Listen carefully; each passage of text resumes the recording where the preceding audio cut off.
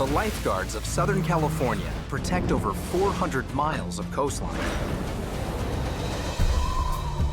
And nothing impacts their day like the weather. As lifeguards, a lot of us are amateur meteorologists. Good weather brings a lot of excitement, a lot of action. On these beaches, lifeguards are the first responders. I have a 911 call of a distressed swimmer. I like those exciting days where you don't really know what's going to happen. Dispatch, a person injured on a vessel. They are there to save you. They are there to lifeguard. Newport Beach is one of the most popular vacation spots in Southern California. Home to the Balboa Peninsula and the legendary surf spot, The Wedge. This typically sunny city is a destination for beachgoers worldwide. Newport has some unique weather characteristics. It has, of course, the ocean offshore. Behind it, you have Newport Bay and the harbor there. So you get water on both sides of Newport Beach. With a little bit more water like that, it's going to make the air temperatures a little bit cooler. When Newport exhibits these conditions, there's a tendency for people to stay out of the water. But just because they're out of the water doesn't mean they're out of danger.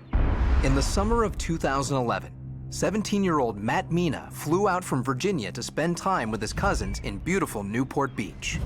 Well, that day at the beach, the water was too cold, so me and Matt decided to start digging a hole. For 3 hours, the boys continued to dig. After reaching a depth of 7 feet, they began tunneling. 10 minutes later, I kind of got over it, and he kept digging, and we were just hanging out next to the hole. And we called him out, and hey, you know, Matt, come out, let's play football or something. And we looked down, and the tunnel was caved in. So we jumped down, and we heard screaming. The tunnel caved in around Matt, and the hole filled. Within seconds, he was trapped in a 10,000-pound sand avalanche. My brother and my cousin's boyfriend jumped down and started digging while I rushed and sprinted to the lifeguard tower, asking for shovels and help. The Newport lifeguard at Tower 52 sent out the Mayday call, Code 3. When Matt's cousin told me that he was stuck in the sand, my training kind of took over. So I knew to call it in right away, and then just run down and start digging, enlist people around to start helping out and dig until we could get more resources on the scene. Newport Battalion 6 and responding units. Calling party advised a teenager was digging a 6-foot trench in the sand. They're trying to dig him out at this time. Captain Brian O'Rourke was on a Newport Beach lifeguard boat when the call came in. I heard that there's a possible sand collapse, somebody buried in the sand. So I jumped off the boat and swam in. I got right into the hole, and Matt's family member, they were screaming, and we were going right about there. And we just started digging, trying to just get some sand. Hopefully we could find them within seconds. Lifeguards and the rest of the fire department worked as a team to take control of the operation, while Matt's cousins watched helplessly from the sidelines. Who he is? Yeah, I know who he is. Do you know, like, his first name, last name? After all the fire department cleared everyone out, and when they were digging, it just didn't seem like they were digging deep enough, and time was running out. Units from all over the city respond in massive numbers. 62's on scene. We have multiple people digging in the sand. Trapped without oxygen, the clock begins ticking on Matt Mina. Matt has between 4 and 6 minutes before the risk of serious brain damage. The day that Matt was buried under the sand, I was what they call the incident commander, or the IC, in charge of the overall operation. So my job is essentially to show up and try and make some organization to the chaos that's already happening. At this time, we'll need additional manpower to assist with digging. Word of the collapse spreads, sending the beach into a panic. And police are called for crowd control, while more search and rescue teams respond to the beach. Lifeguard Alex Skur arrives 12 minutes after the initial call. When we arrived at the incident, there was quite a few people in a big circle surrounding the event. Listen up! Get behind the emergency vehicle! Now! Went and reported to the incident commander, and he told me to go find Captain O'Rourke and start digging. Removing the sand posed an immense problem to the rescue effort. With every handful they scooped out, another slid back in. They had to dig outward before they continued downward. 15 minutes in, and Matt was still 4 feet underground. Based on that, I had to start formulating a plan of what we were going to do and how many resources we were going to need to take care of that. I put one of the captains in charge of just the diggers inside of the hole. I'm gonna ask everybody to take 5 steps back. And I had another captain in charge of the perimeter. Rescue workers teamed with bystanders to create concentric circles of diggers around the point last seen. But even with all the manpower and organization, progress was painfully slow. After the first 20 minutes when the fire department was digging, I couldn't comprehend it, but I thought he was for sure dead. Hey, you guys gotta jump back to where the sand's wet. A lot of chaos going on, a lot of people panicking, and then we had more resources come in. We just kept digging and digging, but it was frustrating because every time we made a lot of progress digging the hole, it just kept caving in around us. In the back of your mind, it didn't seem like there was gonna be a good outcome in this situation. Keeping the sand out of the hole proved to be a massive undertaking. Rescuers were forced to widen the opening by 20 feet across, or risk a chance of a second collapse. This extra step took time, something Matt did not have. In our business, we have what we call an incident clock, and our dispatch center will tell us when we've been on scene for 15 minutes. So in this case, and that starts triggering more alarms in our head, everybody knows that the human brain can only sustain about 4 to 6 minutes without oxygen. It had been 20 minutes since the sand collapsed on Matt. The crowd of spectators continued to grow. And I was starting to become very concerned that this operation was going on for so long that Matt wasn't alive down there. And then I have to start then taking a look at what we're going to do with all these people that are on the beach, all these rescuers that are in the hole, the news helicopters above us. It was just this humongous operation with hundreds of people watching. And if we pull this teenager out that isn't alive, now there's the psychological trauma of everybody else that happens to be at the beach that day. 25 minutes in, people began preparing for the worst, but lifeguards in the hole continued their frantic digging. I was exhausted, digging sand that weighs, you know, so heavy digging out, but it was also like an adrenaline that you don't feel every day. None of us, nobody on that beach was, you know, giving up until we found them. These firefighters and these lifeguards and even the citizens, I couldn't have pulled them out of that hole with a taser gun. They were in there, and they were going to stay in there. For over 30 minutes, rescuers worked at a feverish pace before seeing any sign of Matt. I remember pretty vividly right when I saw his head and the paleness of his face that I didn't think he was alive.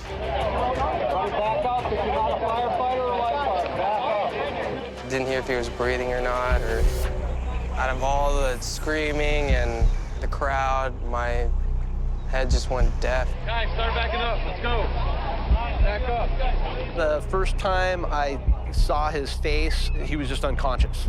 And he just sandy, pale. Easy, guys. Easy. Whoa, whoa, whoa, whoa. Relax, relax.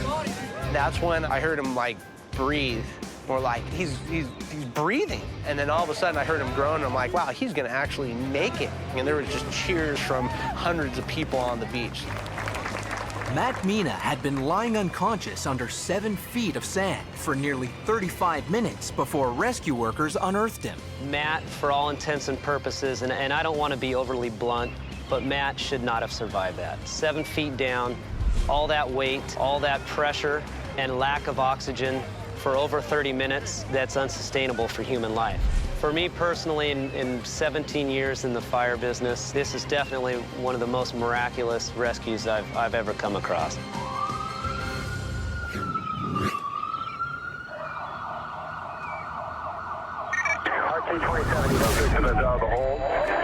Newport office, copy. 90 miles south of Newport is San Diego. Dispatch from San Diego, responding 3141 Ocean Front Walk.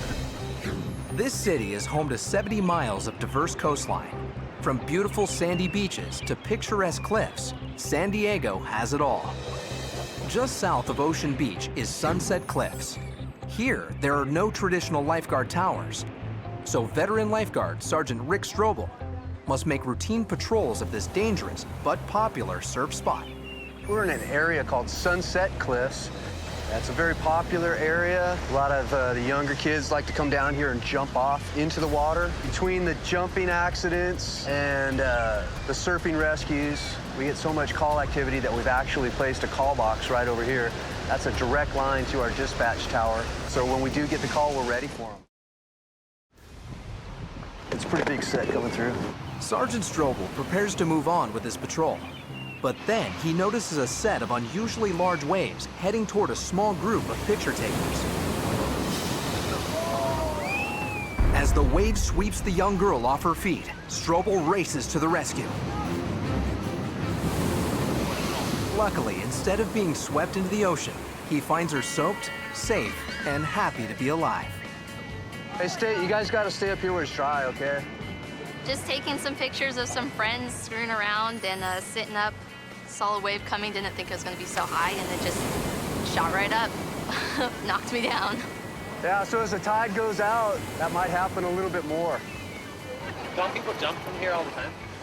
Yeah, it's not a good idea. It's not safe. Yeah, it's illegal and it's unsafe. All right, you guys just stay up here where it's dry, okay? Okay. Sergeant Strobel's warnings about cliff jumping are serious. It's a highly illegal activity, but with no permanent lifeguard towers at the cliffs, they must rely on posted signs and people's common sense. But when the summer sun is scorching and the water temperatures are cool, common sense becomes an afterthought. I saw a lot of guys jumping off the cliffs over here. People come here to have fun, but they don't respect the fact that this is a dangerous spot. Guy came down, did a hesitation before he went. He wasn't all with it. Went in the low spot, hit something, came up, and that was it, you know. Dispatch to 1 Sam, OB, for 911. Lifeguard Dispatch has received an emergency call from Sunset Cliffs. 1 Sam. Someone with sounds like a fractured ankle, Sunset Cliffs, and they're on the rocks.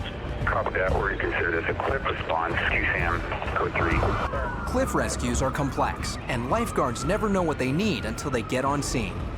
They dispatch Jet 1 for a water approach and a specialized cliff rescue vehicle with a long crane arm. 22-year-old male, fractured left ankle. Medics are rendering aid now. Jet 1 at the victim. It's going to be at the arch on the first step, about 5 feet off the water. The victim has been pulled out of the water, but is still in a precarious position. Lonnie Stevens is the first lifeguard on scene. When we arrived on scene, the victim was in a fair amount of pain. He had no other injuries. He was down a ledge, just out of the water. Maybe talk to IC. Let him know we do have a lot of slippery slope right here. Incident Commander Sergeant David Raines surveys the situation.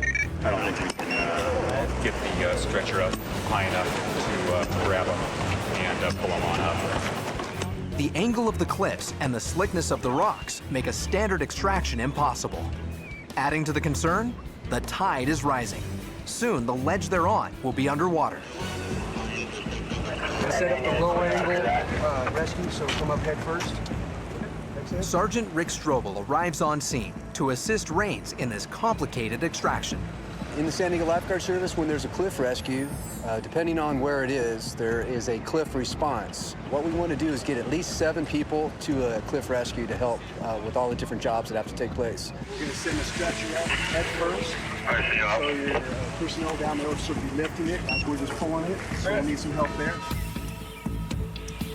22, if they want to bring down the morphine, we could do the morphine from here. It's going to be a fairly long extrication. The 23-year-old male is in extreme pain. Sergeant Strobel and his team jump into action. Patient care is our primary concern, and paramedics were able to just stabilize the patient, give him some morphine for the pain, and assist us and package them in the stretcher. By the way, just to give you a heads up, we got the tide coming up really fast. As the victim is strapped into the stretcher below, lifeguards on top of the cliff rig up a pulley system and begin planning. These 2 guys are going to be at the edge to help lift this thing on up. Everybody from down below is going to give a lift. These guys are here to get the stretcher when it comes up over the edge. Jacob is going to monitor the belay. All of us are going to pull on this line and just get him up over the edge. We make a lot of coastal cliff rescues here in the city of San Diego. Lifeguards annually make over 40 coastal cliff rescues. Try to get this close to this one lip right here.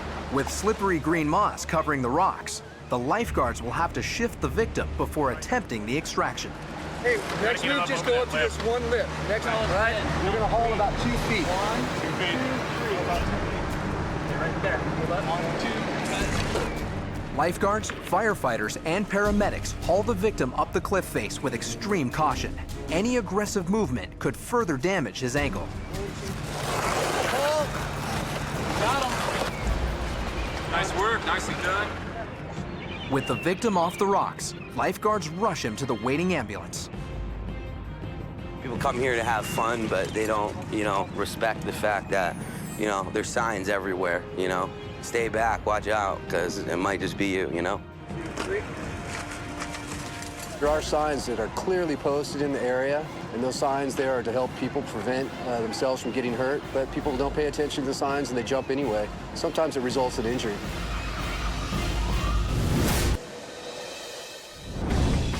This is Ocean Beach, San Diego. The primary landmark?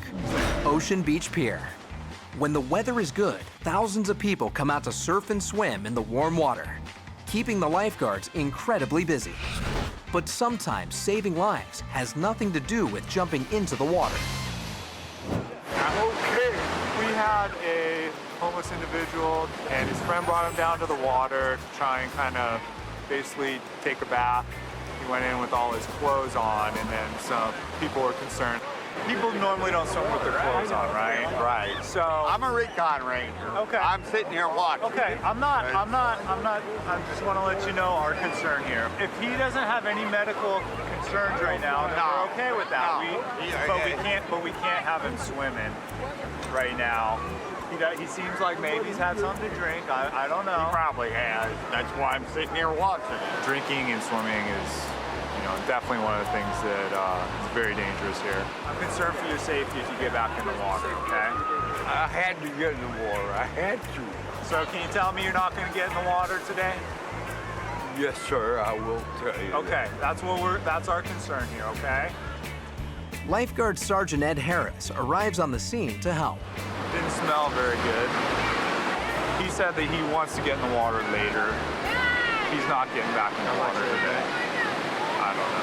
We can't have you swimming out here when you've been drinking. What kind is it? It's vodka. Vodka? Yeah. Don't pour that off. Can't have alcohol on the beach, guys. Okay, do you have any more in your bag? Go ahead and leave the beach.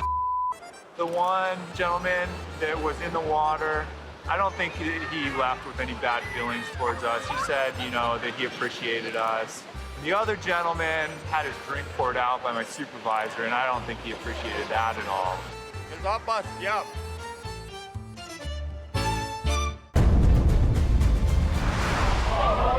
Back up if you're not a firefighter or lifeguard. In the summer of 2011, 17-year-old Matt Mina dug a 7-foot hole in the sand before it collapsed on top of it.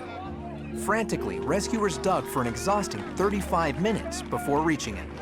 And to the surprise of everyone, they found Matt alive. Matt got lucky. They moved his head back and forth and created an air pocket, and that bought him some time. And obviously, if anybody takes anything out of this hole digging situation, just, have fun, build sand castles, enjoy the beach, but just do not dig these things deeper than mid-shins or your kneecaps. This is not just anything that should be taken lightly. I mean, it definitely could kill you, and Matt got lucky that he's alive today. 6 weeks later, Matt returns to Newport with his mother, Melissa, his father, Manuel, and his sister, Megan. Eternally grateful, the family finally gets an opportunity to meet Matt's rescuers face to face. Hi, I'm Brian O'Rourke. Hey, Matt, how's it going? No shades. Hey. Thank you. Hey, no problem. Excited to see Matt return to the beach, first responders gather for a chance to meet the thankful family. I'm happy for Matt and his family. This was a miraculous rescue. The people here in Orange County have very good emergency response systems, and it all came together that day. From the bottom of my heart, man, thank you very much. News of Matt's return brings more rescuers back to headquarters. And soon his mother, Melissa, finds herself overcome with gratitude. Being a parent, it changes you. You realize how precious life is. We're so happy and grateful that we were given this opportunity to be here today, to be able to personally come and thank everybody that helped save him. When was the first time you realized that you got pulled out of the hole and that happened to you? Probably when I first signed up, like, saw all these people, and it started to register that I'm alive, but I just got buried. So we were very fortunate the way everything played out that day. The adrenaline that you get doing this job, lifeguarding, is something that is a feeling that most people don't get to feel. Her mother is just digging and moving massive amounts of sand, and those are the people I'd love to just be able to thank too, you know. Everybody gave their full effort into that and did not stop, and we're not going to quit the whole time. So yeah, it was awesome. We thank everybody because he's a pretty special kid. And when I was down there, my life just kind of flashed before me, you know, all the good times, bad times, you know, it's people you care for. It's every single person out there helping to dig. Everybody from fire and rescue, the police, to lifeguards especially. I couldn't thank them more, you know? I don't think I'd be alive if there wasn't for lifeguards today.